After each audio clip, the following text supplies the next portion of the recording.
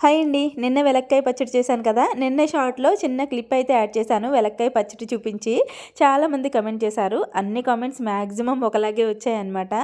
అవును, వెలక్కాయ పచ్చడి అలాగే ఉంటుంది అని చెప్పి. ఎలా ఉంటుంది? రేగికాయ పచ్చడిలాగా ఉంటుందండి. సేమ్ అదే టేస్ట్ ఉంది నాకైతే.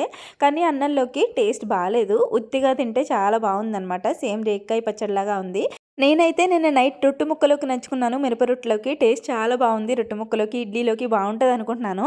ఇంకా ఈ ఏలక్కాయ పచ్చడి చేయడం నేను కూడా ఫస్ట్ టైం అండి. యూట్యూబ్‌లో చూసి చేశాననమాట. ఇంకా ఏలక్కాయనైతే ఒక కొట్టు కొట్టి గ్యాస్ మీద పెట్టి బాగా కాల్చుకోవాలి. లోపల గుజ్జంతా ఉడికేలాగా అనమాట. ఇంక తర్వాత దాన్ని బద్దలు కొట్టేసుకొని లోపల గుజ్జంతా తీసుకొని మిక్సీ జార్‌లో వేసుకొని, మీ కారానికి తగ్గట్టు పచ్చిమిర్చి, ఒక స్పూన్ జీలకర్ర, ఇంకా కుంకుడుకేసేంత చింతపండు, కొంచెం బెల్లం వేసేసుకొని, రుచికి సరిపడా ఉప్పు కూడా వేసేసుకొని మిక్సీ పట్టేసుకోవడమే.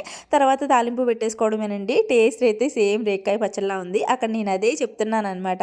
వీలైతే ట్రై చేయండి. అలాగే ప్లీజ్ వీడియోని లైక్ చేయండి.